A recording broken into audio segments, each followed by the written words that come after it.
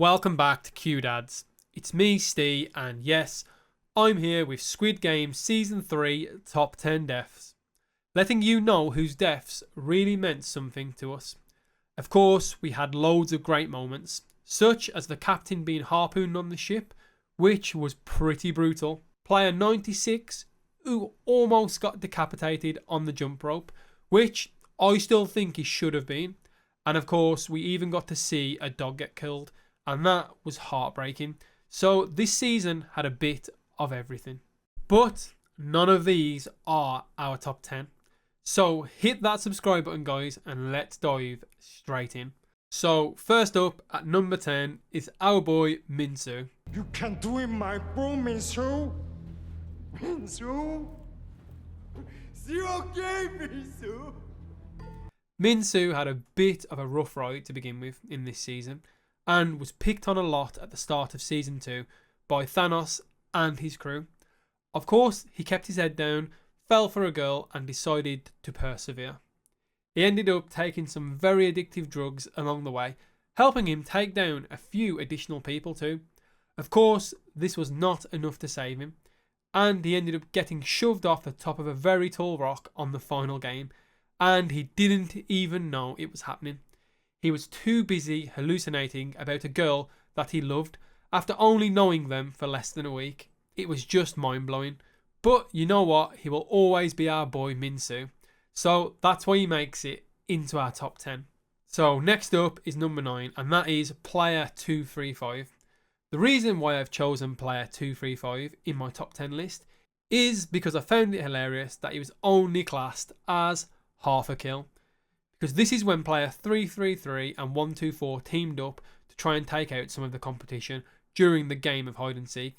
And this poor guy was beaten, almost killed, and then they still argued about who was going to kill him, and in the end, he didn't even get to count as a full kill. So I do feel sorry for him, but that's why player 235 makes it into the 9th spot.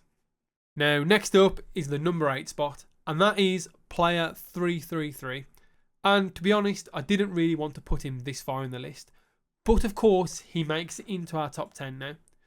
333's journey was a bit of a sad one. He was constantly wanting 222, needing to be the best dad ever, yet actually one of the guards during the final meal was a better dad than 333 ever was.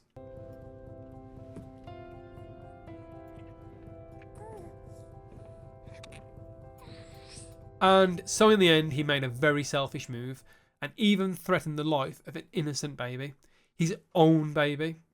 Shame on him, but thankfully, after a bit of a tussle, he fell to his death. And you know what?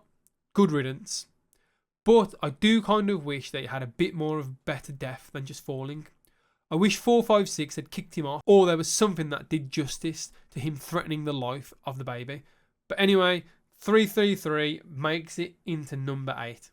Moving on, of course, and at number 7 is player 100. I have got to give a little bit of credit to the old cowardly guy of player 100, who had the biggest debt of them all at 10 billion won, and throughout both this season and season 2, he always tried to act the big dog until there was a bigger dog with a bigger bark, and then he backed off and kind of, tried to jump sides and almost did anything he could to survive. But in the end, of course, it wasn't enough, and this is where player 333 pushed him over the edge.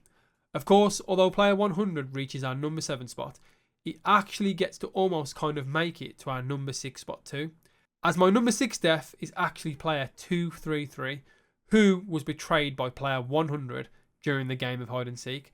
Now, I really did feel sorry for this guy. He was teaming up with player 100. They were ready to kind of make a few moves, doing anything they could to survive and get out of there, and I really thought they were both going to find the exit. Then, of course, without a moment of hesitation, when they enter a room with a red player inside, 100 pushes him even further and then holds the door. And of course, player 233 then ends up getting killed by a woman who is already afraid of killing to begin with. She was just killing out of pure survival. She had no desire to do that at all. And in that moment, I kind of wish player 100 had been a little bit more heroic in that moment, which is why I'm honouring player 233 and giving him the number 6 spot. So we hit the halfway mark. Number 5, guys, and of course, it's got to be player 222. And no, not the baby. I'm talking about the mother this time. You know, she had a very tasking journey throughout both season 2 and 3, and I felt really sorry for her at times, and I did question whether she was actually going to give birth to the baby in this show or not. But of course, she did, and still continued despite her ankle being fractured. And I did kind of want to see her take on the jump rope, or even be carried on someone's back. That would have been eventful. But of course, she decides to, spare her baby's life in a very heroic maternal way and sacrifices herself so 222 Junior can carry on. Of course, not knowing that 222 Junior would then be classed as a player. But she did what she did and put her own life before her child. So that does deserve a spot in the top 10. Now, moving on to number 4. We're actually going to take a moment away from the players, as hitting my number 4 spot is, of course, the manager. As you remember, when guard number 11 was trying to get the file of player 246, her friend, she encountered the manager, who both share a connection with North Korea. We get an epic fight scene where she hit over the head with a glass, which I must say would have done some pretty severe damage and possibly killed her in that moment. But of course, she soldiers through and crawls away towards the lift, which is where I thought she had a piece of that glass and was ready to kind of stab him in the final moments. But yet, she surprised us all, and the lift doors open. She turned and then shot the manager in a very epic moment as he dived through the air. So I thought that was brilliant, but I admired it, and that's why he's making our number 4 spot.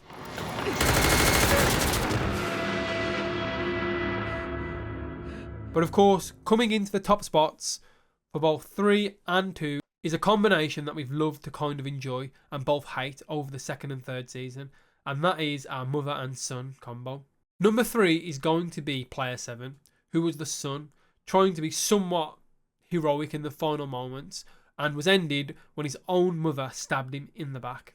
This was shocking, and I did not expect it at all, but it was great to see. And as he stumbles to the floor, kind of contempting what's happened and realising that his own mother has betrayed him, he's then shot by the guards and killed, ending his life. And the poor guy just wanted to get a kill to pass through to the next round. But actually, throughout seasons 2 and 3, he did rely quite a lot on his mother, so I don't think he potentially would have survived the final game anyway. And then, of course, like I just mentioned, the number 2 spot is our mother, player 149, who not only had to endure both games at a disadvantage, I suppose with being elderly, she then had to kill her own son in a way of protecting a child that's not even her own, which is a pure sacrifice. And not only that, she was also vital in getting player 45 back on the straight and narrow.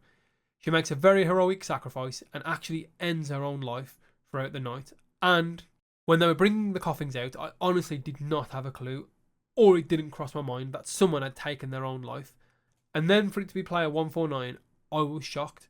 I thought she would have been one of the ones to have sacrificed herself in the end scene and allowed the baby to live. And I guess her sacrifice here really did allow the baby to live in some weird way. And of course, that brings us up to the number 1 spot. And yes, you all know who it is. There's no doubt in anyone's mind who takes the number 1 spot. And of course, it's the guards on the boat.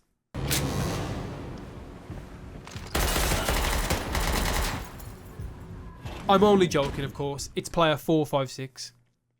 But before I discuss that, I want to give you a bonus death, which is that of player 120. Our heroic player from season 2 and 3, not only fighting several players and guards, being a person of motivation, but also helping deliver a baby and find the exit for 222 and 149 to escape. Heroic even in their final moments.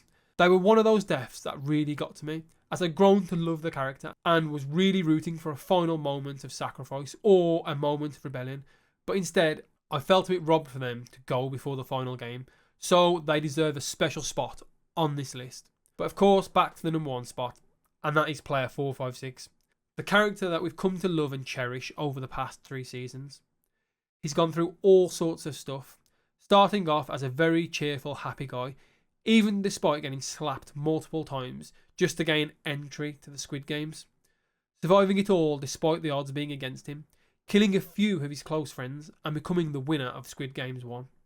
But then he also went back in to try and change things, And despite a bit of a rocky path and, question his own morals at some point throughout the seasons, he does technically manage to do what he intended to do and have faith in people that they will do the right thing eventually. So in that final moment of protecting player 222, or 222 Junior should I say, he then leaves the baby on the winning pedestal and falls backwards in a very graceful moment as he takes his own life, putting an end to his journey within the Squid Games, and obviously giving us that amazing line of humans are not horses, humans are, just leaving it lingering in our minds and asking us the question, what are humans?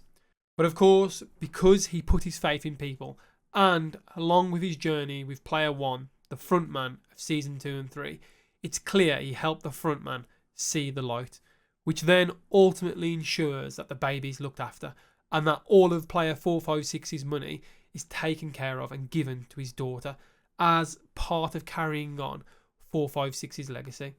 And I've got to admire that about the frontman, but that's what makes 45's death even more important than the others. It's because it allows others to see the good in man. Again, also allowing 011 to not be killed.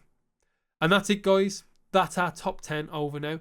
Of course, there are many deaths in season 3 that obviously I haven't included in this top 10. Some of them were great as well, just like the lunchbox.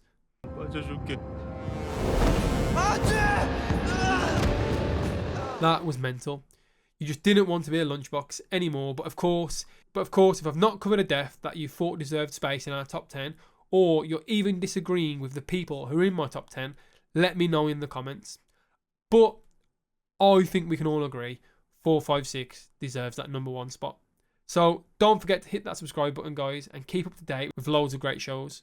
We've even got our season 2 top 10 deaths if you've not seen it before, so head over to our channel. And more importantly, in a few weeks' time, Foundation season 3 will be starting, and you don't want to miss that. So anyways, thanks for watching, and as always, I'll catch you next time with something new. My brother, I miss you. 형 좀 살려줘. 민수, 너 약 필요하지?